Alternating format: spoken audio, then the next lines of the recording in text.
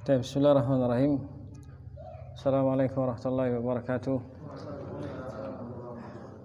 Alhamdulillahirabbil alamin. Wassalatu wassalamu ala asyrafil anbiya'i wa imamil mursalin nabiyina Muhammadin wa ala alihi wa ashabihi ajmain wattabi'ina lahum bi ihsan ila yaumiddin, amma ba'd. Alhamdulillah ikhwani fillah rahimani Allah wa iyyakum. Kembali kita lanjutkan kajian kita pada malam hari ini.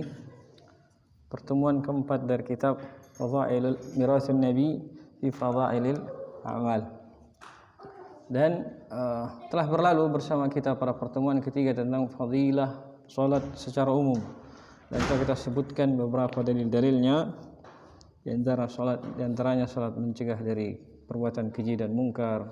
Kemudian salat adalah benteng dari syahwat dan berbagai hal lainnya. Kemudian di antara hal yang menunjukkan besar dan agungnya salat itu adalah karena salat itu sendiri Allah Subhanahu wa taala turunkan perintahnya di langit ketujuh, berbeda dengan syariat-syariat yang lainnya. Mayoritasnya diturunkan di mana Nabi SAW menerimanya di bumi, kecuali salat.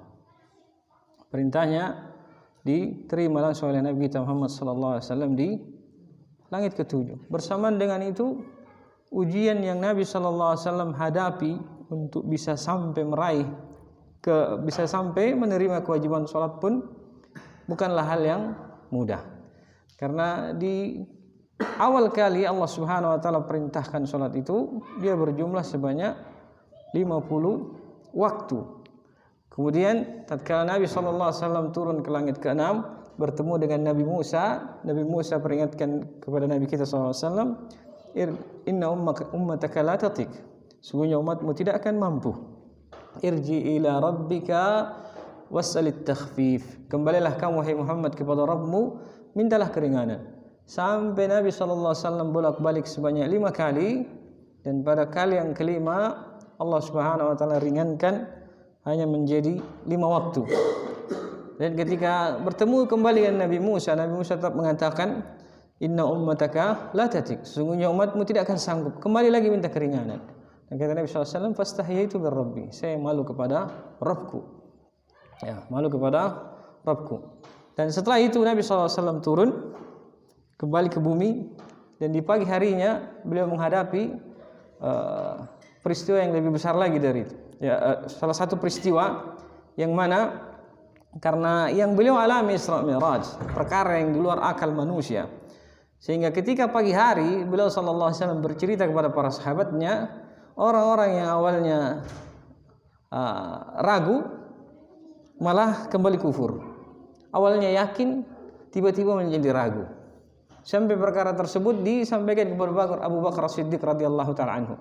Dan dikatakan kepada Abu Bakar As-Siddiq, apa kamu percaya dengan kisahnya temanmu? Katanya semalam dia melakukan Isra dan Mi'raj. Dia melakukan perjalanan malam dari Masjidil Haram ke Masjidil Aqsa. Kemudian dia naik ke langit dan kembali di pagi harinya. Maka kata Abu Bakar As-Siddiq radhiyallahu taala anhu, andai kata dia menceritakan sesuatu yang lebih besar dari perkara itu, pasti benar. Karena dia adalah Rasulullah sallallahu alaihi wasallam. Dan hal inilah yang membuat Abu Bakar As-Siddiq radhiyallahu anhu digelari dengan As-Siddiq. Karena segala hal yang datang dari Nabi sallallahu alaihi wasallam, beliau termasuk yang paling pertama membenarkan tanpa meragukan sedikit pun. Karena itulah beliau digelari As-Siddiq radhiyallahu taala anhu. Baik.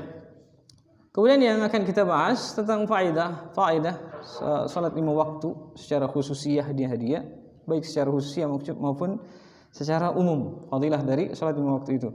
Dan telah kita singgung bahwasanya salat 5 waktu itu diantaranya adalah kafarah antara keduanya, penghapus dosa-dosa, dan juga sebab terangkatnya derajat seorang hamba, fadilah dari salat 5 waktu itu sendiri. Kemudian yang selanjutnya, setelah Nabi sallallahu alaihi wasallam Isra Mi'raj, dikatakan salat yang paling pertama beliau sallallahu alaihi wasallam kerjakan setelah perintah salat itu turun wajibnya, yaitu salat zuhur.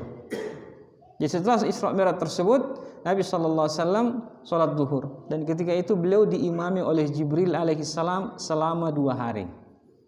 Kata Nabi SAW, ammanani Jibril marratain. Ya, Jibril itu mengimami aku salat sebanyak 2 kali, kata Nabi SAW.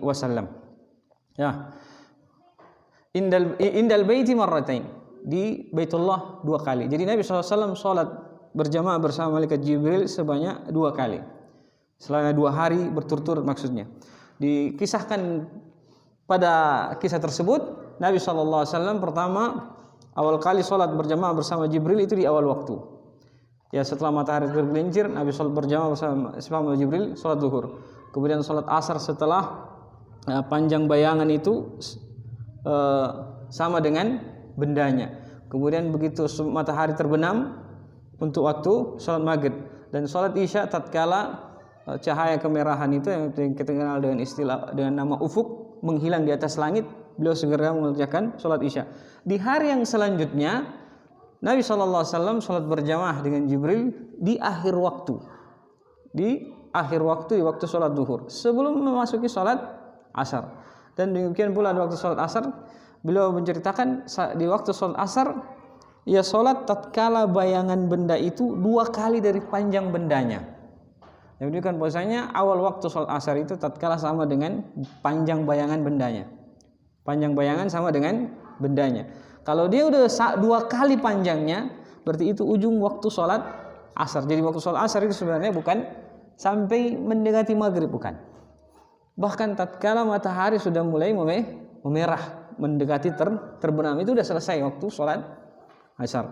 Kemudian di waktu salat maghrib disebutkan hadisnya cuma ada satu waktu, yaitu tatkala matahari terbenam.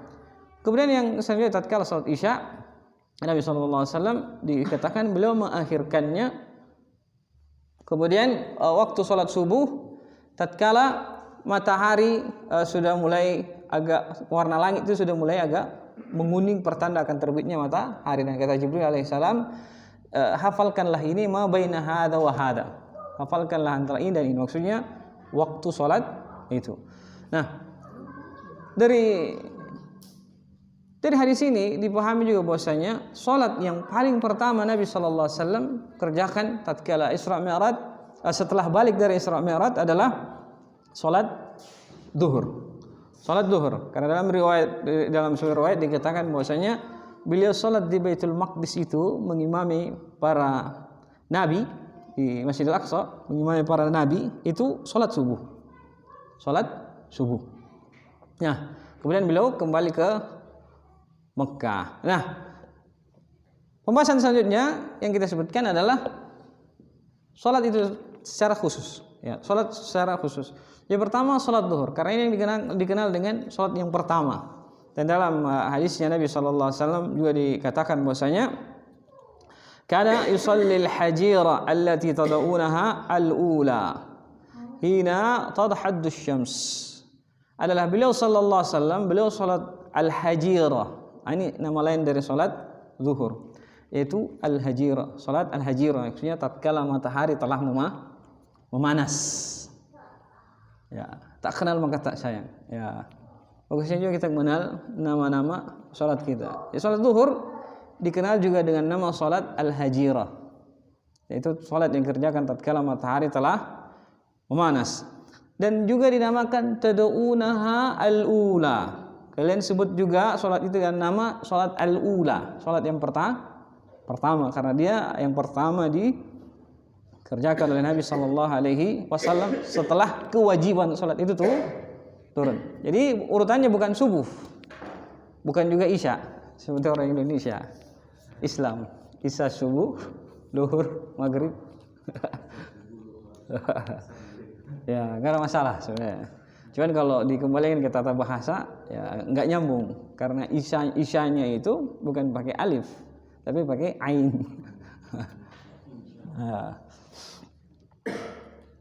Baik, alhasil salat zuhur itu salat pertama yang dikerjakan oleh Nabi SAW. Kemudian datang hadis yang lain tentang seorang sahabat yang bertanya tentang waktu salat, kemudian diajarkan oleh Nabi SAW. Summa aksir anis salati hatta tazilas syams. Kemudian tahan, jangan kamu salat sampai matahari tergelincir. Fa idza zalat asy-syam fasalli fa innaha salatun masyhudatun mahdura. Kalau matahari telah tergelincir maka salatlah. Menunjukkan bahwasanya waktu salat duhur. Kalau matahari telah tergelincir maka salatlah. Karena sungguhnya salat di waktu itu adalah salat yang masyhudatun mahdura. Salat yang disaksikan dan juga dihadiri. Ya, maksudnya disaksikan oleh para malaikat dan juga dihadiri oleh para malaikat. Salah satu fadilah khusus dari salat duhur. Kemudian selanjutnya salat asar. Salat asar ya dinamakan asar karena waktunya, yaitu salat al-asar. Karena waktunya. Waktu tatkala matahari panjang bayangan benda sama dengan panjang bendanya. Itu kalau di Mekah misalnya, karena matahari pas berada di atas Ka'bah. Berbeda kita di Indonesia, pada saat matahari berada di pertengahannya itu selalu ada bayangan kecil yang tersisa. Jadi bayangan benda nggak hilang sama sekali. Kecuali di garis ekuator khatulistiwa itu, di sebagian daerah di Pontianak misalnya, ada hari-hari tertentu bayangan benda itu memang menghilang pas matahari berada di tengah-tengah.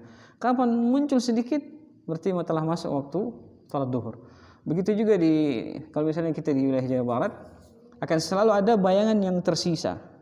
Jadi kalau misalnya mau ngecek, anggaplah misalnya sekarang duhur itu jam 11.57, perhatikan di jam 11, mulai dari jam 11.55 atau 54.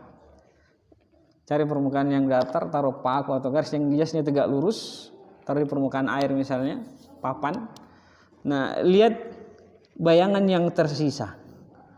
Begitu dia lebih panjang sedikit, itu berarti telah masuk waktu salat duhur. Ya, di masa sekarang orang nggak terlalu perhatikan lagi masa perhitungan waktu, menentukan waktu dengan cara zaman dahulu. Ya. Nah, itu waktu salat duhur. Dan salat asar, kata Nabi sallallahu alaihi wasallam, Allah Subhanahu wa taala firman, "Hafizu 'alas salawati was salatil wusta." Jagalah salat kalian dan salat al-wusta.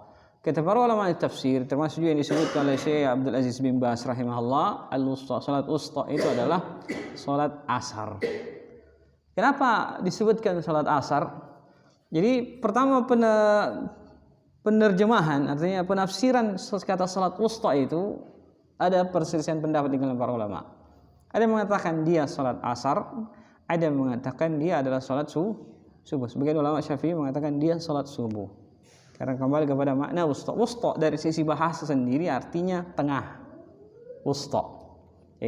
Seperti ibu jari, ibham as-sabawa, wusta. Ibu jari, jari telunjuk, dan wusta, jari tengah.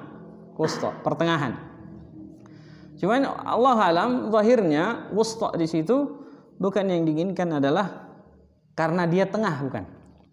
Karena kalau ditafsirkan wusta itu adalah asar tengah, maka sholat yang pertama adalah zuhur. Tengahnya pastinya maghrib.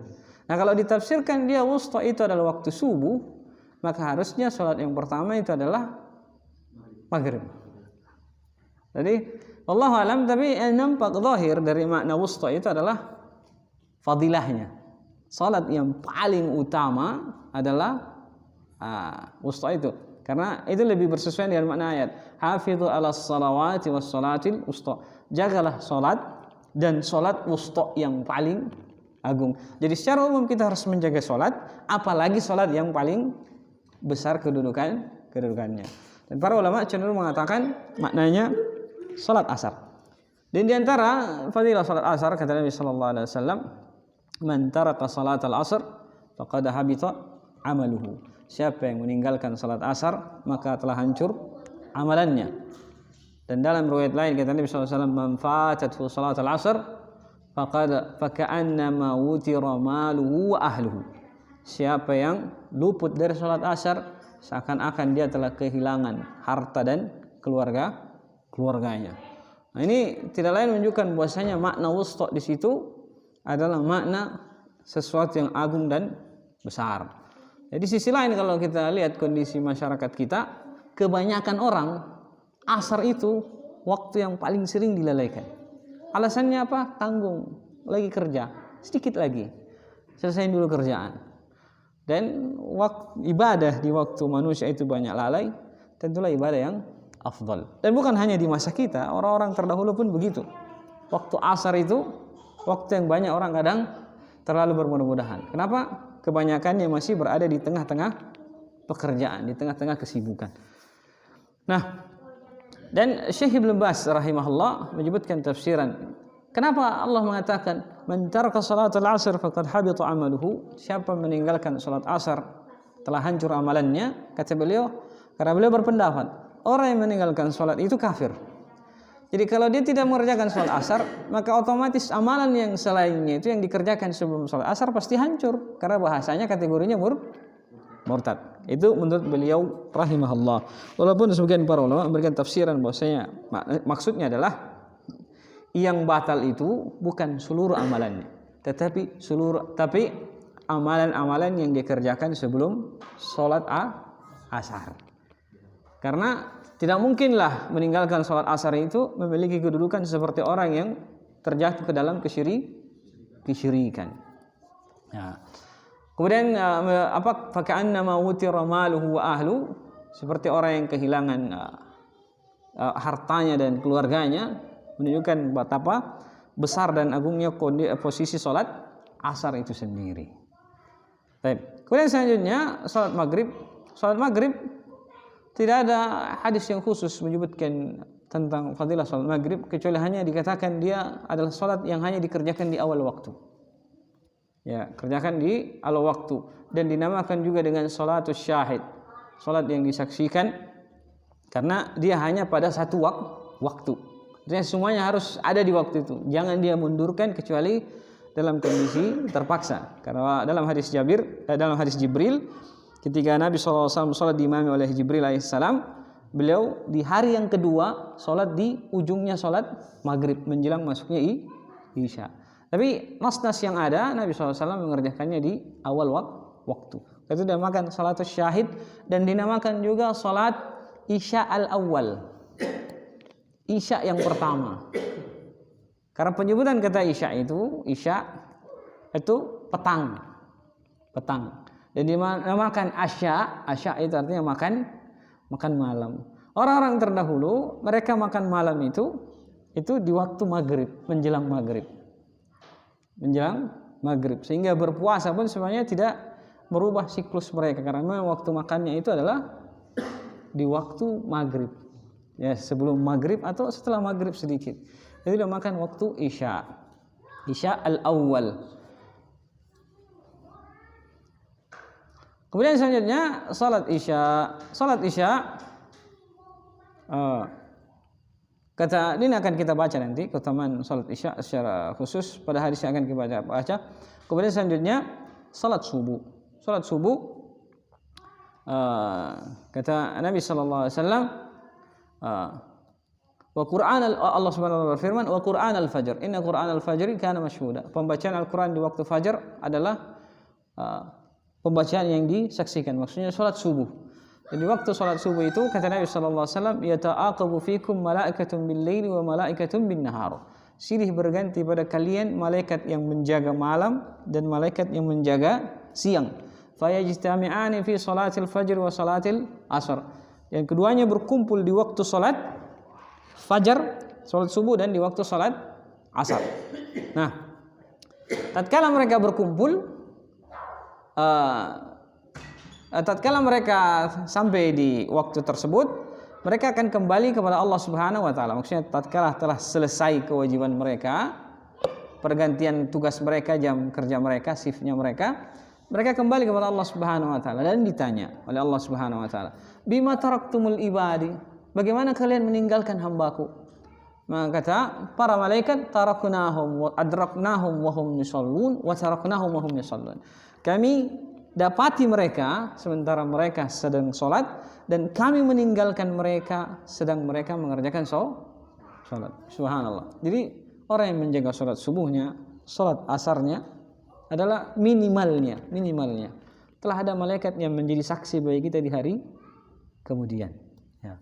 Entah kita kerjakan berjamaah ataupun karena suatu uzur kita kerjakan dia secara sendirian. Kita telah memiliki saksi di hadapan Allah Subhanahu wa taala. Dan ya, sebaliknya pula, bagaimana kalau misalnya para malaikat bersaksi adraknahum wa hum ya, tidur misalnya. Kami dapati mereka sementara mereka kadang tidur, dan kami tinggalkan pun mereka dalam keadaan tidur. Nauzubillah. Nauzubillah. Baik. Kemudian Nabi sallallahu alaihi wasallam bersabda, "Lau ya'lamun nasu ma fi subhi wal isya la atauhuma walau habwa." Andai kata manusia itu tahu apa fadilah dari salat subuh dan salat isya, pasti mereka akan mendatanginya walaupun mereka harus merangkak. Ya, menunjukkan saking agungnya dua ibadah salat tersebut. Kata Nabi SAW, pasti mereka akan mendatanginya walaupun harus merangkak. Kondisi apa sudah? Yang kira-kira memungkinkan kita menggambarkan kita akan merangkak untuk sampai ke situ. Minimalnya hidup dan mati. Hidup dan mati. Kalau sudah berbicara hidup dan mati, pasti sudah tidak ternilai harganya. Maka seperti itu Allah Subhanahu wa taala menggambarkan. Jika kata orang itu tahu apa fadilah dari salat subuh dan salat isya, pasti mereka akan mendatanginya walau mereka harus merangkak. Dan di sisi lain di masa Nabi sallallahu alaihi wasallam, mereka menjadikan salat subuh dan salat isya itu sebagai tanda untuk mengenali orang-orang yang mukmin dan orang-orang munafik. Ya, walaqad kunna nara annahu la yatrukuhuma illa munafiqun ma'lumun nifaq. Ya, seperti dikatakan oleh para sahabat, dan kami telah melihat pada masa Nabi SAW tidak ada yang meninggalkan keduanya kecuali dia munafik yang diketahui kemunafikannya. Artinya orang-orang udah pada tahu ini munafik, dia pura-pura masuk Islam. Dan kata Nabi SAW juga secara khusus, athqalus salat 'alal munafiqin as-subh wal isya. Salat yang paling berat bagi orang munafik adalah salat subuh dan salat isya. Ya. Karena salat isya ya gelap kan, gelap. Begitu juga salat subuh gelap, enggak ada yang lihat. Jadi sepanjang perjalanan dia sampai salat itu ditegakkan, itu hanya dia dan Allah Subhanahu wa taala yang tahu. Karena disebutkan bahwa Nabi sallallahu alaihi wasallam kana yusalli bil ghalas wa yansarif hina ya'rifu ahaduna jalisahu. Kalau Nabi SAW itu beliau sholat subuh tatkala masih gelap, kondisi masih gelap, dan beliau salam tatkala seorang di antara kami sudah tahu siapa yang duduk di sampingnya. Jadi maksudnya Nabi sholat subuhnya itu panjang, kemudian di tengah sholatnya itu beliau sholatnya panjang sampai matahari sudah mulai kondisi sudah mulai terang, matahari belum terbit, kondisi sudah mulai agak terang, beliau salam. Nanti ketika Nabi SAW salam, baru para sahabat tahu siapa yang di samping. Oh ternyata kamu. Jadi perjuangan di masa mereka radhiyallahu taala anhum. Sehingga wajar ketika hal tersebut dijadikan tanda orang-orang munafik itu pasti tidak akan sanggup untuk pasti akan merasa sangat berat untuk menghadiri sholat subuh dan sholat isya karena memang kondisinya sangat gelap. Karena itu wajar juga kalau Nabi SAW memberikan berita gembira, basyiril masya'ina fi dhulumatil lail bi anna lahum nurat tam yaumal qiyamah. Berilah kabar gembira pada mereka yang melakukan perjalanan di kegelapan malam, bahwasanya bagi mereka cahaya yang terang benderang, cahaya yang sempurna di hari kiamat. Ya. Karena itu jelas disebutkan di antara fadilah salat secara umum adalah as-salatu nurun. Salat itu adalah cahaya. Dan ketika doa kaum muslimin, Rabbana atmim lana nurana, wahai Rabb kami sempurnakanlah cahaya kami, berkenaan dengan salat mereka itu. Karena salat cahaya mereka dapati dari salat mereka. Baik. Kemudian selanjutnya salat subuh juga digandengkan dengan salat asar, fadilahnya yang lain. Kata Nabi sallallahu alaihi wasallam, man shallal bardaini dakhalal jannah. Siapa yang salat di dua waktu dingin, maka dia masuk surga. Maksudnya dua waktu dingin yaitu salat subuh dan salat asar. Dan di riwayat yang lain secara khusus Nabi sallallahu alaihi wasallam bersabda, man shallas subha fa huwa fi dhimmatillah. Siapa yang sholat subuh maka dia berada dalam zimma Allah Subhanahu wa taala, tanggungan dan jaminan Allah Subhanahu wa taala. Fala yatlubannakumullahu fi zimmatihi fayudrikakum fayukabbahu fin nari. Ya. Siapa yang sholat subuh berjamaah, maka dia berada dalam tanggungan dan naungan Allah Subhanahu wa taala. Maksudnya jaminan Allah. Maka fala yatlubannakumullahu fi dhimmatihi. Maka jangan sampai Allah Subhanahu wa taala mencari dan menuntut kalian pada orang-orang yang menjadi tanggungan dan jaminan Allah Subhanahu wa taala. Fayudrikahu. Pasti Allah dapati dia untuk membalas mereka. Fayudkhilahu an-nara. Dalam riwayat lain fayakubbuhu fin nar ala wajhihi. Dan riwayat lain dia akan dijerembabkan masuk dalam neraka wajahnya yang duluan. Ya, bukan badannya, wajahnya memang duluan diterungkupkan ke api neraka karena dia mengganggu hamba-hamba Allah Subhanahu wa taala mengerjakan salat subuh. Bahkan di zaman kalau nggak salah ingat itu di masa pemerintahan Yusuf bin Hajjaj Al-Zalim, sebagian penjaga tawanan itu ketika mau mengeksekusi, mereka bertanya, kalian sholat subuh enggak? Kalau mereka jawab sholat subuh enggak, jadi dieksekusi. Kenapa? Takut hadis ini. Dan ini Hajjaj bin Yusuf ya, karena dikatakan oleh para ulama, dia ini adalah jawaban dari doanya Ali bin Abi Thalib radhiyallahu anhu terhadap penduduk Irak. Karena penduduk Irak ya bersokongkol yang menyebabkan terbunuhnya Ali bin Abi Thalib radhiyallahu taala anhu, dan sebelum meninggal Ali bin Abi Thalib berdoa agar Allah mengirimkan kepada mereka seorang yang akan memakan mereka sampai daging-dagingnya. Dan yang terjadi setelah berlalunya masa, muncullah Hajjaj bin Yusuf. Yang anehnya dari Hajjaj bin Yusuf, beliau itu kalau baca Al-Quran menangis. Baca Al-Quran menangis. Luar biasa kan? Jadi kondisinya memang betul beliau itu adalah fitnah, jawaban dari doanya Ali bin Abi Thalib radhiyallahu anhu. Sampai dikatakan sebagian para ulama yang mendapati dalam mimpinya melihat Hajjaj bin Yusuf, kata beliau, bagaimana dia diazab? Kata Hajjaj bin Yusuf, saya diazab untuk setiap orang yang saya zalimi, kecuali pada sahabat Nabi sallallahu alaihi wasallam. Maksudnya balasannya sama. Untuk satu orang yang kamu bunuh, balasannya begini, kecuali pada sahabat Nabi sallallahu alaihi wasallam. Cuman sehingga para ulama pun tidak bisa memberikan jawaban gelar yang lain untuk Hajjaj bin Yusuf ini selain kata az-zalim. Kenapa? Beliau tidak kafir. Beliau punya riwayat hadis. Dan ketika menyampaikan hadisnya pun beliau dikatakan hadisnya diterima. Kenapa? Beliau tidak pernah berdusta atas nama Nabi sallallahu alaihi wasallam. Nah, ini perihal tentang salat subuh. Ini salat secara umum ya, secara subuh. Kemudian salat wajib itu fadilahnya selain dari salatnya itu sendiri, dia ada fadilah salat karena tempatnya dan juga karena kaifiyahnya. Nah, karena tempatnya itulah salat yang ditegakkan di masjid. Kata Allah Nabi sallallahu alaihi wasallam, "Man sami'an nidaa falam ya'tihi." Siapa mendengar azan kemudian dia tidak mendatanginya, fala salata lahu illa min udhrin, maka tidak ada salat baginya kecuali karena uzur.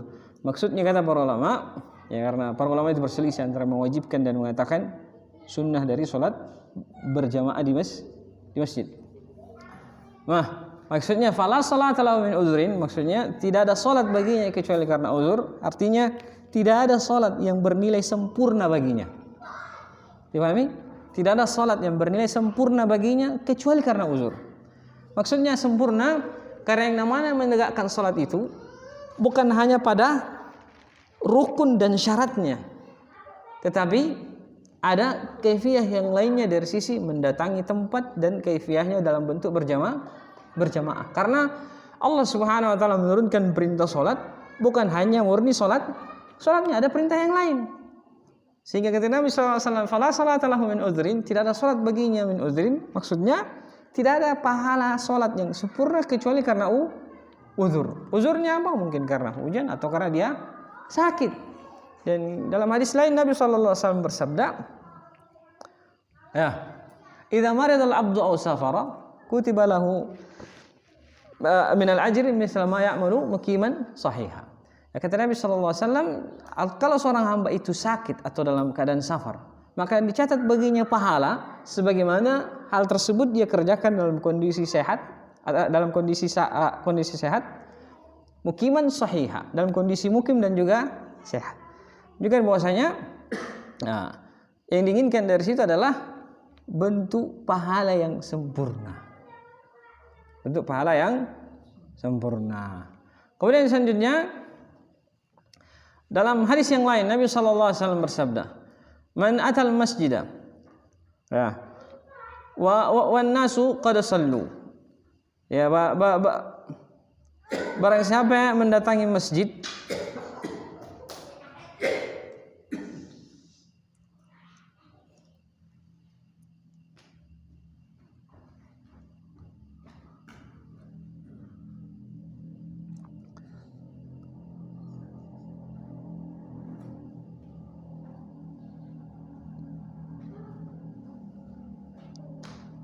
hadisnya.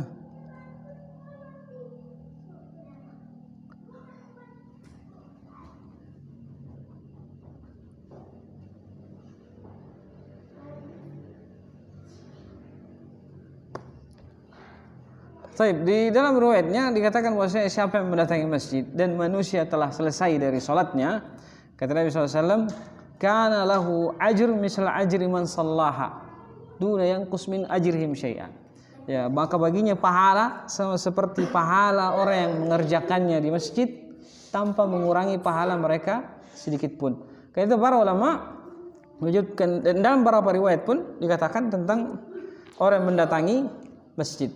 Jadi secara umum mendatangi masjid untuk mendapatkan pahala salat berjamaah, dia datang di awal takbir berjamaah. Kemudian datang masbuk, paling terakhirnya dia rukuk bersama imam. Kata Nabi SAW, "Man adraka rak'atan mal imam faqad adraka shalah." Siapa yang mendapati rukuk bersama imam, maka dia telah mendapati rakaatnya. Kemudian yang ketiga, kondisi yang ketiga, dia datang ke masjid dalam kondisi jamaah telah selesai. Kalau dia sholat, maka baginya pahala sholat seperti sholat berjamaah. Walaupun ada di kalangan sebagian as-salaf yang dikatakan mereka memilih untuk kembali ke rumahnya, seperti Abdullah ibnu Mas'ud. Beliau telat sampai ke masjid, mendapati orang telah sholat, beliau kembali ke rumahnya. Walaupun tidak disebutkan alasan beliau, cuman wallahu alam, ya masing-masing mungkin kita melihat dia masbuk, telat sampai ke masjid, orang sudah selesai sholat. Mungkin dia melihat maslahat, saya mending pulang ke rumah saya bisa imami istri dan anak saya untuk sholat. Itu pertimbangan yang lain. Cuman kalau dia ingin mendapatkan pahala jemaahnya, dia tetap sholat di masjid. Dan bahkan Nabi SAW pun memberikan kesempatan bagi orang yang ingin berbuat baik kepada orang-orang yang datang ke masjid dan orang yang telah sholat. Kata Nabi SAW kepada para sahabat, kepada orang yang baru masuk ke masjid, sholat sendirian, kata Nabi SAW, "May yatasaddaq bihada." Siapa yang mau bersedekah untuk orang ini? Maksudnya, temani dia sholat, supaya dia tetap hitungannya berjamaah. Jadi dibedakan antara menegakkan jamaah dan mendapatkan pahala jamaah. Tapi karena di situ ada nilai bentuk pelaksanaan perintah, jadi pahalanya pasti beda. Walaupun mungkin zahirnya kita lihat sama-sama dapat pahala berjamaah, tapi tidak akan mungkin sama ketika di sana ada nilai lebih dari bentuk melaksanakan perintah. Nah, kemudian siapa yang jadi imam? Misalnya dia datang masbuk, orang sudah selesai sholat, kita berinisiatif, oh iya saya temani sholat. Siapa yang jadi imam? Yang baru datang atau yang menemani? Boleh keduanya. Boleh yang menemani jadi imam, boleh yang baru datang jadi imam. Karena dikisahkan Mu'ad bin Jabal radhiyallahu ta'ala anhu, beliau sholat isya bersama Nabi SAW, kemudian balik ke masjid kaumnya, beliau jadi imam. Imam sholat isya mengimami kaumnya. Berarti posisinya Mu'ad adalah sholat sunnah. Kemudian di garis bawah oleh para ulama, kalau kita ingin berbuat hal yang demikian, tidak berlaku untuk sholat asar dan tidak berlaku untuk sholat subuh. Alasannya kenapa? Dua waktu itu adalah dua waktu terlarang. Sementara orang yang mau sholat ini hitungannya sholat sunnah. Dan kata Nabi SAW, la salata ba'dal fajri hatta tastashrika syams wala ba'dal asr hatta taghibah syams. Tidak ada salat setelah salat subuh sampai matahari terbit, dan tidak ada salat setelah salat asar sampai matahari terbenam. Jadi kalau ingin berbuat sedekah misalnya seperti itu, ini ingatkan oleh para ulama, jangan tidak berlaku pada salat subuh dan salat asar. Baik. Selanjutnya kita baca hadisnya. Ini beberapa masih tentang fadilah salat di masjid. Nah, kata Nabi sallallahu alaihi wasallam, "Man tatahhara fi baiti, man tawadda fa ahsana al-wudu."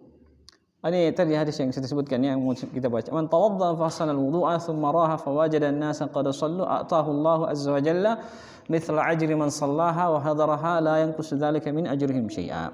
Siapa yang berwudu kemudian memperbaiki wudunya kemudian ke masjid dan mendapati manusia telah sholat, maka Allah akan memberinya pahala seperti pahala orang yang mengerjakan sholat dan hadir di situ. La yanqus dzalika min ajrihim syai'a, tidak mengurangi pahala mereka sedikit pun. Dan yang lebih ajibnya lagi, kata Nabi SAW, "Idza tawadda'a ahadukum fi baitihi, thumma atal masjidah, kana fi salatin hatta yarji'a." Kalau seorang di antara kalian itu berwudu, kemudian dia berwudu di rumahnya, kemudian dia mendatangi masjid, maka hitungannya kana fi salatin hatta yarji'a. Hitungannya dia masih dalam kondisi salat sampai akhirnya dia pulang. Subhanallah. Ya, semakin lama dia di masjid tinggal, selama itu pula waktu berjalan dia dianggap dalam keadaan salat. Kemudian kata Nabi SAW, "Fala yashubbaq baina asabihi." Maka jangan dia silangkan antara jari jemarinya. Wallahu alam ilahnya apa, tapi demikian nas hadisnya disebutkan. Jadi ketika dia menunggu antara salat satu dan salat yang lain, atau sementara setelah azan salat sunnah dia masih menunggu waktu iqamah, jangan sampai duduk dan menyilangkan jarinya. Ini akan mengurangi nilai ibadahnya, dan secara umum dia masuk larangan Nabi sallallahu alaihi wasallam. Walaupun ilahnya Allahu a'lam. Dan kata Nabi sallallahu alaihi wasallam, hatta yarji'ah, sampai akhirnya ia kembali. Sampai akhirnya dia kembali. Dan juga telah kita baca sebagian hadisnya tentang orang yang menunggu antara waktu sholat dan yang sholat, itu dikatakan ribat, ya, dalam penjagaan.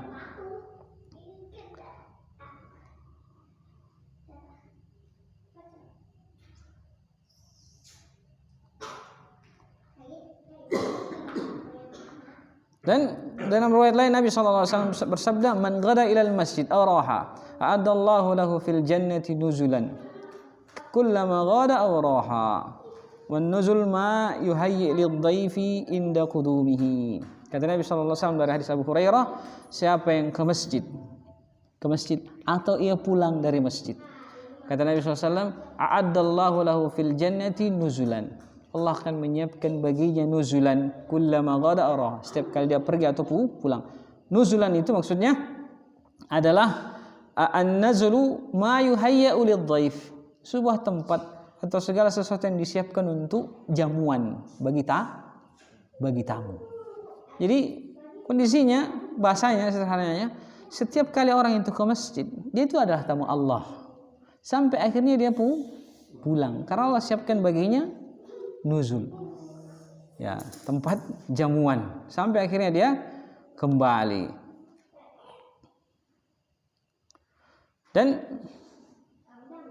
dalam riwayat lain, kana khutwatahu ihdahuma takhuttul khati'ah wal ukhra tarfa'u darajat.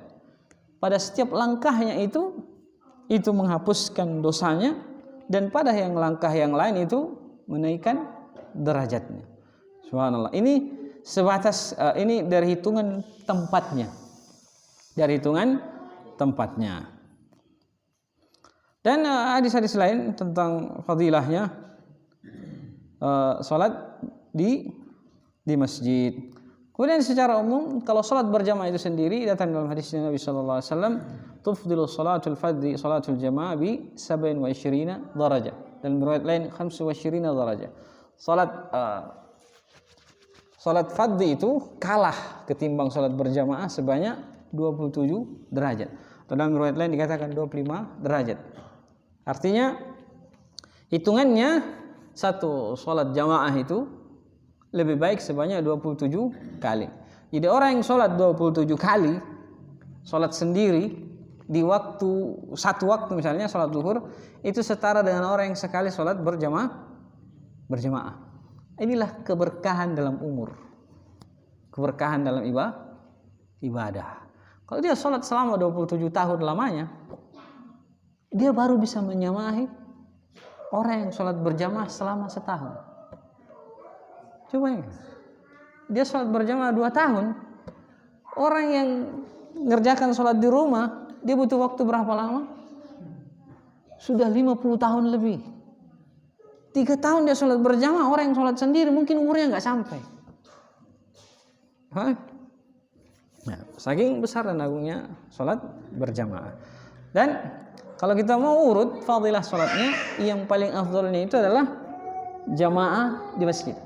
Ketika tidak memungkinkan, jamaah saja. Ketika tidak memungkinkan, ya baru sholat sendiri. Azan. Kita azan dulu baru kita lanjut lagi. Kita baca. Thawabu man shallal isya'i was subhi fi jama'atin. Pahala orang yang salat isya dan salat subuh berjamaah.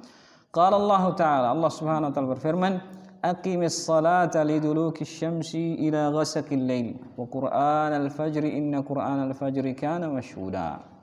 Tegakkanlah salat liduluki syams, tatkala munculnya matahari, ila ghasaqil lail, sampai kegelapan malam, wa qur'anal fajr, dan bacaan Al-Qur'an di waktu fajar. Inna qur'anal fajri kana mashhuda. Sesungguhnya bacaan Al-Qur'an di waktu fajar adalah disaksikan, maksudnya salat subuh. Qal mufassirun al-muradu as-salatu subhi tashhaduha malaikatul laili wa malaikatun nahar. Kata ahli tafsir, salat subuh itu dihadiri oleh para malaikat yang menjaga malam dan malaikat yang bertugas menjaga di waktu siang. Dan dari sahabat Utsman bin Affan radhiyallahu ta'ala anhu qala sami'tu Rasulullah sallallahu alaihi wasallam yaqul man shalla al-isya'a fi jama'atin faka'annama qama nisfal laili wa man shalla as-subha fi jama'atin faka'annama shalla al-laila kullah. Barang siapa yang salat isya berjamaah, maka seakan-akan dia telah salat setengah malam. Dia telah menghidupkan setengah malam. Wa man shalla as-subha fi jama'atin faka'annama shalla al-laila kullahu. Ya, barang siapa yang mengerjakan salat subuh berjamaah, seakan-akan dia telah menghidupkan malam seluruhnya. Jadi hitungannya salat isya sampai setengah malam dan salat subuh untuk setengahnya yang tersisa. Ya. Jadi seakan-akan hamba tersebut telah menghidupkan malamnya. Ya, telah menghidupkan malamnya, walaupun mungkin dia tidak sempat sholat malam. Dan juga disebutkan rawahu Muslim wa Abu Daud wa Tirmizi wa lafzuhuma, diriwayatkan oleh Imam Muslim dan Abu Daud dan Tirmizi, dan lafaz keduanya, maksudnya dari lafaz Abu Daud dan At-Tirmizi. Man shallal isya fi jama'atin kana ka qiyami nisfil lail wa man shallal isya wal fajr fi jama'atin kana ka qiyamil lailah. Barang siapa yang salat isya berjamaah, maka seakan-akan dia salat setengah malam.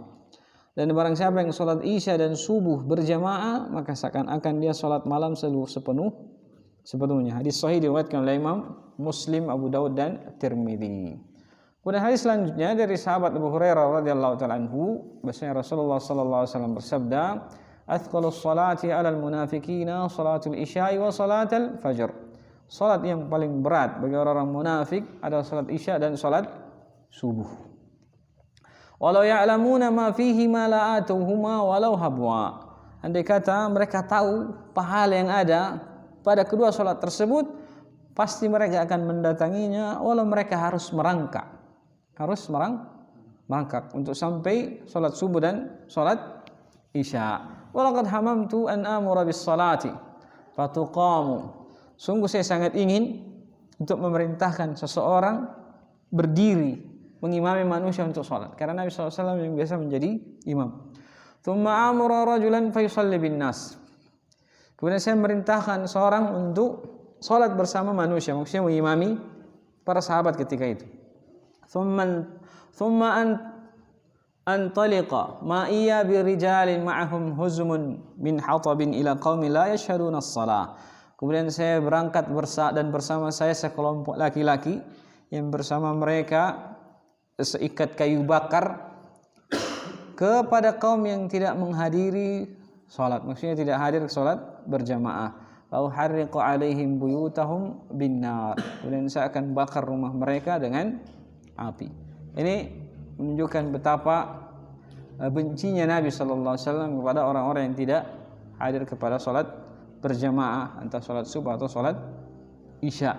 Dan juga menunjukkan bahwasanya sebagian para ulama berdalil tentang wajibnya salat di masjid itu berdasarkan hadis ini, karena datang ancaman dari Nabi sallallahu alaihi wasallam, saya akan bakar rumahnya kalau mereka tidak keluar salat berjamaah.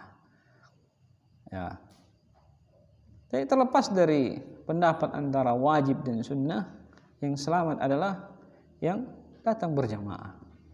Saya punya teman, beliau kasar, dia belum punya pondok, pernah ngobrol cerita tentang masalah pendapat. Kalau kita ketemu pendapat antara sunnah dan wajib, selalu kita katakan yang paling baik adalah yang mengerjakan. Karena kalau misalnya orang yang mengatakan wajib itu benar, yang mengatakan sunnah pasti berdosa. Dan sekiranya orang mengatakan sunnah itu benar, maka yang mengatakan wajib jauh lebih selamat. Terlepas dari masalah wajib sunnahnya, yang selamat adalah yang mengerjakan. Setidaknya mereka telah menjaga diri mereka dari ancaman Nabi Shallallahu Alaihi Wasallam. Karena tidak bisa kita mengilzam seorang untuk beri suatu pendapat, karena dalam hal tersebut para ulama pun berselisih pendapat. Ya, para ulama pun berselisih pendapat. Termasuk hadis tentang yang masyhur tentang hadis Abdullah bin Ummi Maktum yang jadi muazzinnya Nabi Shallallahu Alaihi Wasallam. Beliau datang kepada Nabi SAW minta uzur untuk tidak hadir sholat berjamaah. Awalnya boleh, seketika Nabi SAW panggil lagi, balik lagi lah beliau. Kemudian Nabi SAW bertanya, hal sami'tan nida? Kamu dengar azan? Kata Abdullah bin Maktum, ya saya dengar ya Rasulullah. Maka kata Nabi SAW, fa'ajibha. Kalau begitu jawab. Nah, kata para ulama yang menafsirkan wajib, orang buta aja disuruh datang ke masjid.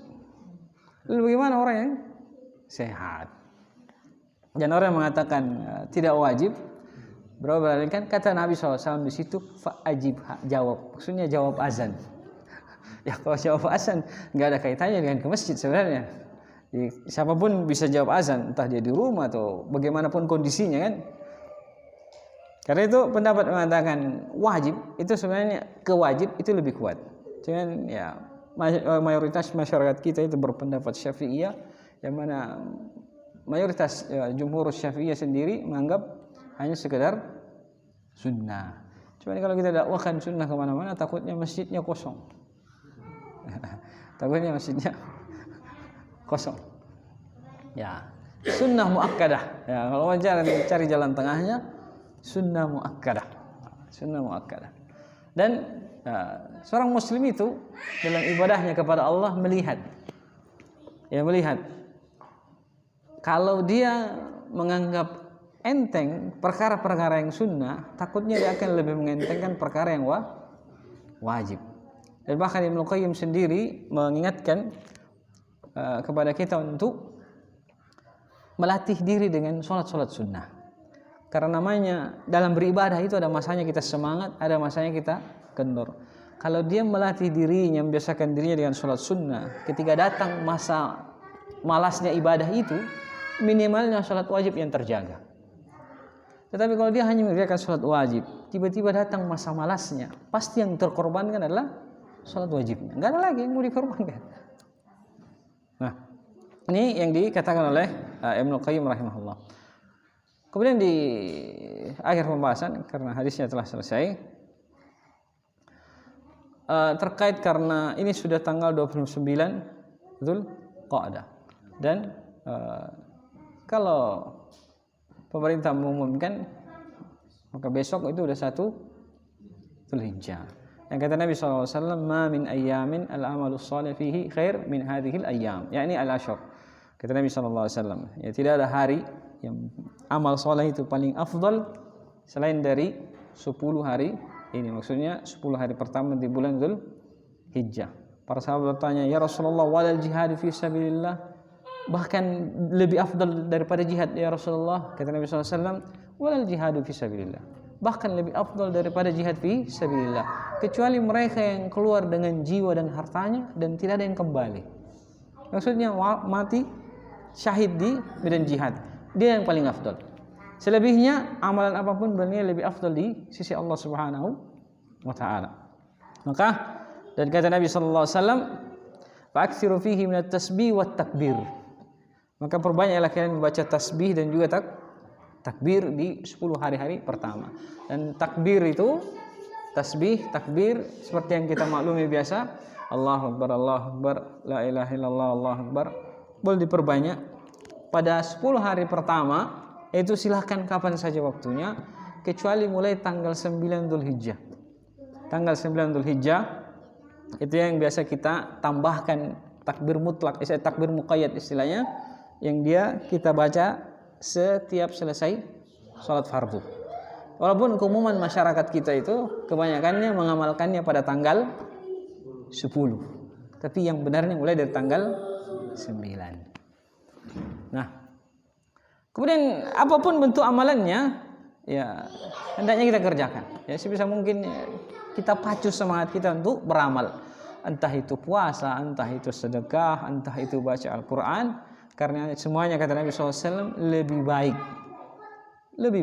bahkan lebih baik daripada jihad. Jadi logikanya pada hari-hari tersebut kita membaca satu ayat dari Al-Quran pun itu hitungannya lebih baik daripada jihad. Ya, logikanya seperti itu. Kita puasa atau kita bersedekah pada hari itu lebih baik daripada jihad, walaupun mungkin nilainya hanya 1000, sesuai dengan kemampuan dia. Apapun amalan yang bisa kita kerjakan, karena kata Nabi SAW lebih baik daripada jihad. Dan sebaliknya ya, amalan apapun yang sifatnya berbuat dosa sebisa mungkin dihindari. Ya, tidak ada nas yang menunjukkan dosanya berlipat-lipat, tetapi ya karena zaman itu tentulah menentukan nilai dari sebuah amalan, entah itu pahalanya atau nilai dari sebuah kemaksiatannya. Mungkin pahalanya sama-sama satu itu, atau mungkin dosanya sama-sama satu, tetapi bentuknya lebih besar. Di hari yang sama ketika kita kerjakan, pahalanya semua seperti sebuah bola tenis. Tetapi pada hari-hari yang mulia ketika maksiat itu kita kerjakan, memang hitungannya satu, tapi sebesar bola kaki misalnya, sebesar sepak bola, atau mungkin sebesar balon udara, Allahu alam, tapi hitungannya satu. Jadi kita semua mengerjakan kebaikan dan tetap berhati-hati, jangan sampai kita kerja dalam kemudaratan. Dan kita mohon kepada Allah Subhanahu wa taala taufik agar kita bisa maksimal di ibadah kita 10 hari pertama dari bulan Dzulhijjah. Dan bagi mereka yang hendak berkurban misalnya, kata Nabi sallallahu alaihi wasallam, fala ya'massah min sya'rihi wala basyarihi syai'a. Ya, kalau sudah masuk hari pertama dari bulan Dzulhijjah dan seorang di antara kalian ingin menyembelih, maka jangan dia memotong rambutnya atau kulitnya mungkin dicabut, dan dalam riwayat lain wala ya'khud min adfarihi, jangan dia potong dari kukunya sedikit pun. Jadi kalau ini sudah masuk, maka malam ini terakhir, udah nggak bisa potong kuku soalnya, hitungannya sunnahnya. Sebenarnya belum lihat pengumuman pemerintah udah masuk atau belum, karena perpindahan tanggal kita itu di waktu maghrib. Tapi kalau udah terlanjur, ya mau gimana lagi? Karena yang jelasnya kiri itu wajib, karena dia ada kaitannya dengan kebersihan misalnya. Nah, kita pakai untuk istinja. Kalau tangan kanan ya masih bisa lah ditahan kalau misalnya belum sempat potong dan sudah masuk waktu larangan. Wallahu taala misal. Pertanyaan?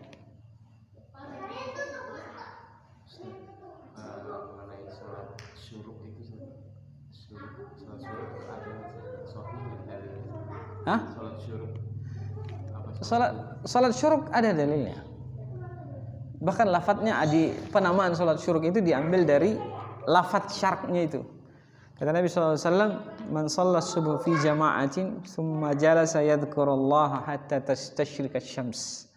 Fa shalla rak'ataini kana lahu ka ajril hajin tamma hijjatuhu." Ya, barang siapa yang salat subuh berjamaah, kemudian dia duduk berzikir sampai matahari tasyrik. Syuruk itu terbit. Kata namanya salat syuruk itu salat matahari terbit. Nah, cuman diingatkan kepada ulama, jangan pas matahari terbitnya. Seperti di waktu sholat yang kita lihat, waktu terbit matahari jangan pas di waktu itu. Tapi tambah 15 menit kemudian. Karena waktu matahari terbit itu adalah waktu terlarang untuk sholat. Ya, maksudnya setelah ke tinggi matahari setinggi anak panah gitu. Setinggi tombak, kalau ada yang menerjemahkannya dengan tombak. Jadi sekitar kurang lebih 15 menit. Ini kalau di Saudi sih mereka seperti itu. Masjid Nabawi itu selalu ada keterangan biasa di bawahnya, di petunjuk waktunya itu 15 menit ditambah 15 menit dari waktu terbitnya matahari. Supaya tidak sholat di waktu yang terlarang. Nah, maka pahalanya sama seperti orang yang berhaji. Ya, sama seperti orang yang berhaji. Inilah kalau ada kesempatan, ya, karena kita tidak bisa berhaji, kita akan sebutkan amalan-amalan yang insyaallah mendekatkan kita pahalanya orang berhaji. Tentu tunggu jembatan selesai. Nah, ini penamaan salat syuruk. Kemudian bahkan dalam riwayat lain sebagian orang membedakan antara dia sholat syuruk itu beda dengan sholat duha. Sebagian membedakan, tapi kalau menurut anda pribadi, sebagian masih juga yang pernah tanya, dia adalah sholat yang sama, sholat duha. Di sholat syuruk itu adalah sholat duha di awal waktu. Pahalanya khusus karena adanya dia bentuk menunggu berzikir sampai matahari itu terbit, sehingga dia mendapatkan pahala yang lebih, yaitu pahala haji. Ya, pahala haji. Nah, sementara ini masih terkait dengan pahala salat berjamaah. Sementara dalam riwayat lain dikatakan bahwasanya kalau kita baca hadisnya, man kharaja min baitihi mutatahhiran ila salatil maktubah fa ajruhu ka ajril hajin muhrim wa man kharaja ila tasbihid duha la yansibuhu illa iyah fa ajruhu ka ajril mu'tamir wa salatin ala ithri salati la lahu bainahuma kitabun bil illiyin. Siapa yang keluar dari rumahnya dalam kondisi telah bertaharah menuju salat wajib, maka pahalanya sama seperti orang yang berhaji muhrim. Berhaji muhrim artinya dia telah selesaikan rangkaian haji tetapi belum tahallul. Itu maksudnya haji muhrim. Karena kalau dia sudah bertahallul, kategorinya haji tamma hijjatuhu, haji sempurna hajinya. Nah, kemudian kata Nabi sallallahu alaihi wasallam, "Wa man kharaja ila tasbihid duha", siapa yang keluar untuk salat duha. Nah, keluar ke mana maksudnya? Secara umum tidak ditetapkan kata keluar untuk salat kecuali ke masjid atau musalla. Kata Nabi sallallahu alaihi wasallam, "La yusibuhu illa iya." Tidak ada niatnya keluar itu kecuali hanya ingin mengerjakan salat duha. Kata Nabi sallallahu alaihi wasallam, "Fa ajruhu ka ajril mu'tamir." Pahalanya sama seperti orang yang umrah. Tidak ada kesamaan pahala, sehingga para ulama mengatakan sebenarnya dia adalah sholat duha di awal waktu. Tetapi karena adanya sifat dzikir, menunggu, sehingga pahalanya lebih banyak. Kalau dari Syekh Ibrahim Ar-Ruhaili hafizahullah sendiri yang kita dengar langsung, karena itu katanya kalau ada orang yang misalnya dia menunggu waktu syuruk, kemudian dia kebelat atau harus pulang ke rumah, dia selesaikan hajatnya, enggak usah balik lagi ke masjid. Karena tidak disebutkan bahwa para salaf itu sekedar wudu terus balik, ketika ada hajatnya pulang dulu, dibela-belain balik lagi untuk berzikir, enggak ada. Dia tunggu sampai waktu sholat duha itu masuk, baru dia ke masjid untuk sholat duha. Ya Allah alam, Syekh juga memandang bahwasanya dia adalah sholat yang sama, sholat duha dengan sholat syuruk. Wallahu alam.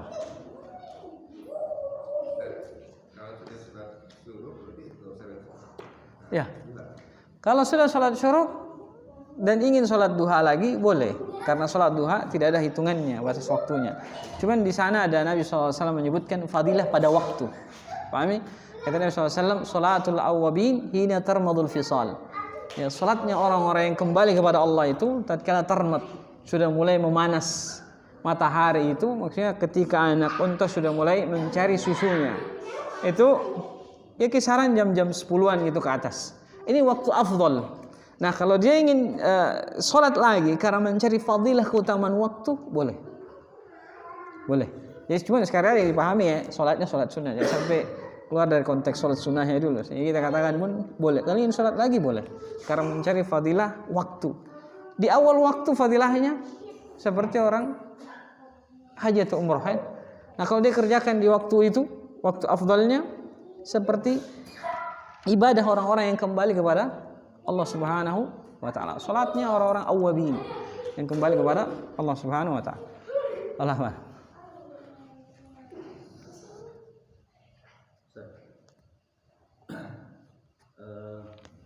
Salat isya dan salat subuh itu kan berat bagi orang munafik. Sebenarnya di zaman sekarang itu ada nggak sih yang disebut orang munafik itu? Sedangkan bagi kaum muslim mungkin banyak yang berat melaksanakan salat itu. Apakah ini disifati seperti orang-orang munafik zaman dulu? Kemudian yang kedua, tadi tidak berlaku untuk sholat asar dan subuh seperti kasusnya Muaz bin Jabal ya. Nah, apabila ada yang sholat subuh kesiangan, kemudian dia biasa mengerjakan sholat qobliyah, karena kan keutamaan sholat qobliyah, kemudian dia kerjakan setelah sholat subuh itu bagaimana hukumnya? Karena ada pernah Rasulullah mengerjakan sholat ba'diyah zuhur ya, kemudian dikerjakan di waktu sholat asar. Yang pertama tentang masalah orang munafik. Jadi munafik itu ada dua, nifak amali dengan nifak i'tiqadi. Nifak amalan dan nifak keyakinan. Yang ada kebanyakan di masa para sahabat itu adalah nifak i'tiqadi, nifak keyakinan. Jadi mereka sebenarnya bukanlah orang yang beriman, cuman karena mencari aman mengucapkan syahadat. Giliran ada perintah jihad, cari-cari alasan gak mau ikut. Nah, pembesarnya ketika itu Ubaidullah bin Abdullah bin Salul, pembesar munafik ketika itu. Bahkan kalau dia memuji Nabi SAW, memuji Nabi SAW setinggi langit. Tiba giliran jihad, dia yang memprovokasi sehingga sekitar 300 orang itu membelok. Ketika perang Uhud, kan awalnya keluar 7.000 orang. Dia yang memprovokasi sampai 300 orang itu balik ke Madinah. Si Ubaidullah bin Abdullah bin Salul. Dan munafik yang disebutkan nama itu adalah munafik i'tiqadi. Cuman yang selanjutnya munafik amali. Munafik amali keyakinannya benar, abing. Jadi keyakinannya benar, dia beriman kepada Allah Subhanahu wa taala, cuman dikalahkan oleh rasa malas misalnya, sehingga dia pun bermalas-malasan dalam ibadah. Ini namanya nifak amali. Nifak amali. Dan Allah Subhanahu wa taala pun memberikan isyarat, wa idza qamu ila sholati qamu kusala. Ya, kalau mereka berdiri untuk sholat, berdiri dengan bermalas-malasan. Karena itu dalam hadis Nabi SAW, man shalla fi jama'atin 40 yawman la tafutu takbiratul ihram arba'ina salatan la tafutu takbiratul ihram kutiba lahu bara'atan. Bara'atun minan nifaq wa bara'atun minan nar. Siapa yang salat berjamaah selama 40 salat tidak kelewatan takbiratul ihram, selalu menjaga bersama imamnya, enggak ketinggalan, enggak masuk dia. Kutibat lahu bara'atan, dicatat baginya 2 kebebasan, berlepas diri dari kemunafikan dan terbebas dari api neraka. Karena dia melawan sifat rasa malas yang muncul dalam ibadah tersebut. Jadi yang namanya munafik itu selalu ada pada setiap zaman. Ada orang yang memang munafik karena pura-pura masuk Islam, dan ada orang yang Islam munafik pada amalannya, artinya mengenteng-entengkan ibadah, tidak memandang sebuah ibadah itu sebagai sesuatu yang besar. Ya, kewajibannya bukanlah hal yang penting bagi dia. Yang penting dia bersyahadat dan dia yakin dengan syahadat. Ini terkena sifat kemunafikan, tapi munafiknya adalah munafik amali. Dan ini juga yang disyaratkan dalam sabda Nabi SAW, ayatul munafiqina salas. Tanda-tanda orang munafik itu ada 3. Berbicara berdusta, dipercaya berkhianat, dan kalau berdebat dia berlaku curang. Ini semua sifatnya munafik amali, bukan munafik i'tiqadi. Munafik i'tiqad adalah dia tidak meyakini Allah Subhanahu wa taala, cuman pura-pura masuk Islam. Nah, selanjutnya masalah mengqadha salat. Kalau dia misalnya tertidur salat subuh, sementara dia salat qabliyah, yang mana salat qabliyah itu fadilahnya besar. Dalam hadisnya pun Nabi sallallahu alaihi wasallam dalam sebuah perjalanan ketika menuju peperangan atau pulang dari perang itu, mereka ingin beristirahat dan Bilal merasa bertanggung jawab, tidurlah semua ya Rasulullah, nanti saya akan bangunkan. Qadrallah, Bilal pun ketiduran. Sehingga mereka semua terbangun tatkala matahari sudah mulai kelihatan, sudah terang. Maka Nabi SAW perintahkan Bilal azan dan mereka sholat sunnah kemudian qomat. Jadi kalau misalnya kita yang terbiasa mengerjakan sholat sunnah, misalnya sholat subuh, suatu ketika ketiduran, bangunlah sholat sunnah dulu, baru mengerjakan sholat wajib. Lain halnya kalau misalnya kita ketiduran mendapati orang yang berjamaah, baru kita ikut, mending kita berjamaah langsung ketimbang mengerjakan sholat sunnahnya. Nah, giliran mengqadanya diqada di waktu duha. Sebagaimana disebutkan para ulama, diqada di waktu duha lebih afdal, karena setelah sholat subuh adalah pembahasan waktu yang dilarang untuk sholat. Biar keluar dari perselisihan, ya dikerjakan di waktu duha. Demikian juga sholat malam yang tidak bisa kita kerjakan karena ketiduran, diqada di waktu duha. Hanya saja kalau sholat malam itu yang awalnya ganjil berubah menjadi genap. Kebiasaannya 3 rakaat, ketika dia qada di waktu duha, dia mengerjakan sebanyak 4 rakaat. Demikian seterusnya. Kemudian masalah mengqada salat qabliyah zuhur itu datang dari hadis Nabi sallallahu alaihi wasallam, beliau mengqadanya setelah asar. Salat ba'diyah zuhur. Ketika itu beliau ada tamu, dia mau mengerjakannya setelah salat asar. Sampai kata Aisyah radhiyallahu anha, ya Rasulullah, salat apa ini? Kata Nabi SAW, ya Aisyah, ini salat yang tadi yang disebutkan saya oleh tamu. Kurang lebih seperti itu lafadznya. Beliau kerjakan setelah salat asar. Padahal waktu salat asar itu adalah salat yang terlarang. Cuma dalam pembahasan qadha lain, karena kata para ulama, yang namanya salat itu masalah waktu dikeluarkan darinya salat yang dawatil asbab. Dawatil asbab artinya punya sebab. Seperti misalnya masuk masjid, tahiyatul masjid. Walaupun dia setelah sholat asar, karena dia masuk masjid, ingin duduk di masjid, maka boleh dia sholat sunnah. Karena apa kata para ulama? Dzawatil asbab. Ada sebabnya dia untuk sholat di situ, bukan karena pertimbangan waktunya, bukan. Tapi ada sebab. Sama seperti waktu qadha juga datang dari Nabi SAW, bisa diqadha setelah asar, maka kita qadha setelah asar. Dan secara umum sholat itu, sholat sunnah yang bisa diqadha. Salat subuh bisa diqadha di waktu, salat sunnah qabliyah subuh diqadha di waktu duha. Salat qabliyah zuhur bisa diqadha setelah zuhur. Salat ba'diyah zuhur bisa diqadha setelah asar. Selanjutnya maghrib, yang ada cuman salat ba'diyah. Kalau misalnya luput, boleh diqadha di ba'da isya berdasarkan nas Nabi, di mana Nabi SAW mengqadha salat dia zuhur di waktu asar. Kiasnya ke situ. Allahu a'lam.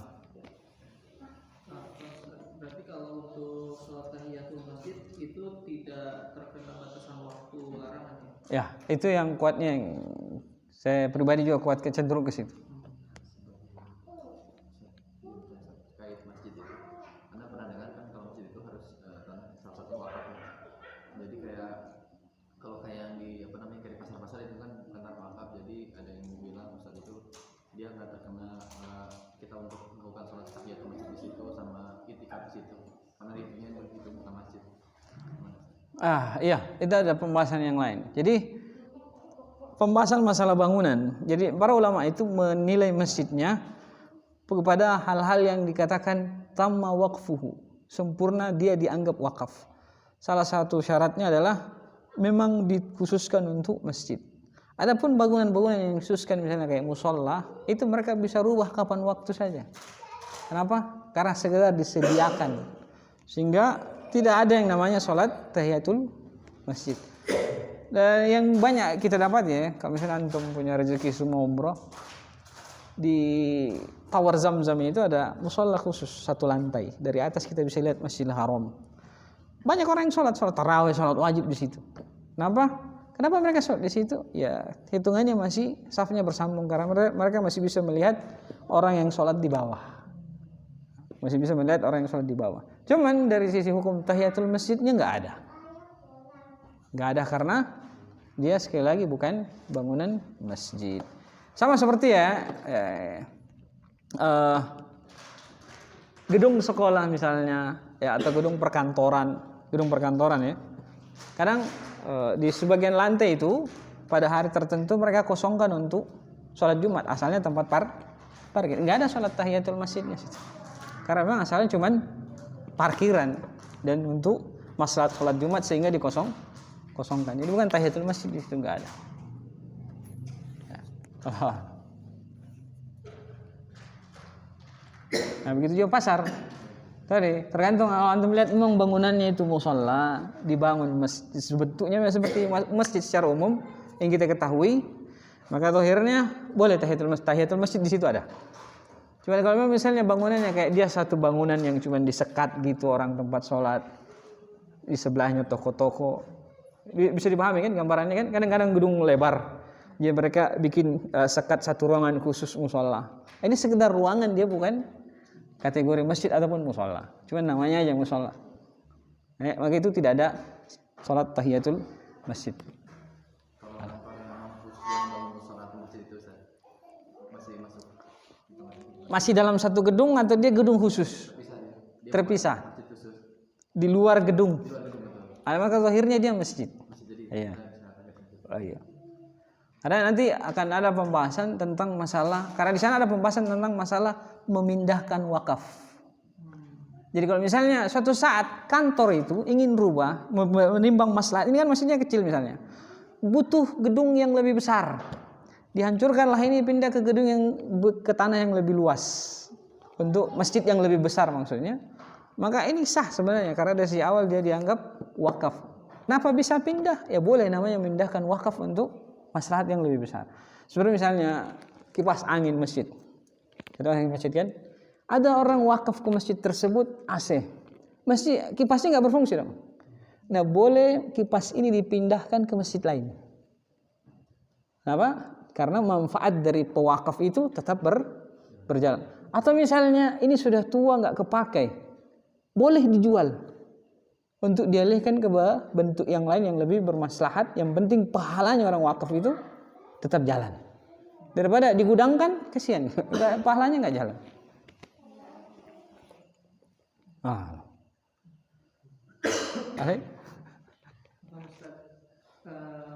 Kalau untuk sholat tahiyatul masjid yang tidak terikat dari waktu larangan sholat, itu kalau dalilnya mengacu ke dalil yang mana? Keumuman sabda Nabi sallallahu alaihi wasallam, "Idza dakhala ahadukumul masjid fala yajlis hatta yarka'a raka'atain." Kalau seorang di antara kalian masuk ke masjid, jangan dia duduk sampai akhirnya dia sholat 2 rakaat. Dan juga sabda Nabi SAW, beliau lagi berkhutbah. lagi berkhutbah, ada seorang yang masuk dari luar, beliau tegur, kamu udah sholat belum? Belum ya Rasulullah, sholat. Nah, sehingga kata para ulama, khutbah itu tempat mengingatkan manusia kan gitu. Yang gak usah dicampur dengan perkara-perkara yang lain. Nah, karena Nabi tegur secara khusus orang ini, berarti menunjukkan posisi sholat tahiyatul masjid itu perkara yang penting. Walaupun para ulama berbeda pendapat lagi tentang masalah wajib dengan sunnah, tapi bukan itu pembahasan kita. Menunjukkan tahiyatul masjid itu penting. Cuman yang perlu kita garis bawahi, di situ kata Nabi SAW, qabla ayyajlis, sebelum dia duduk. Apa itu maknanya duduk? Duduk itu memberikan makna tinggal di masjid dalam waktu tertentu. Ya kalau dia sekedar masuk, ngambil HP yang ketinggalan, disyariatkan tahiyatul masjid. Sudah di atas motor, aduh HP ketinggalan, masuk. Ngambil HP di atas rak misalnya. Disyariatkan tahiyatul masjid? Disyariatkan tidak? Jawabannya tidak disyaratkan karena bukan untuk tinggal di masjid. Karena kata ayyajlis sebelum dia duduk itu gambaran dari yang namanya tinggal di masjid beberapa waktu. Jadi misalnya datang mau taklim misalnya atau mau sholat sambil menunggu iqamah, itu tempatnya semua tahiyatul masjid. Allahu a'lam.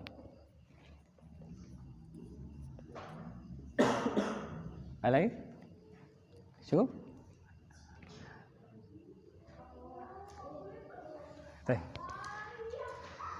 Kalau sudah kita cukupkan, semoga Allah Subhanahu wa taala memberikan kita taufik dan hidayah untuk bisa istiqomah khususnya 10 hari pertama di bulan Dzulhijjah dan memberikan kemudahan bagi yang ingin berkurban agar diluaskan rezekinya. Wallahu taala a'lam wa sallallahu ala nabiyina Muhammadin wa alihi wasallam. Subhanakallah bihamdika asyhadu an la ilaha illa anta astaghfiruka wa atubu ilaik wa alhamdulillahi rabbil alamin. Assalamualaikum warahmatullahi wabarakatuh.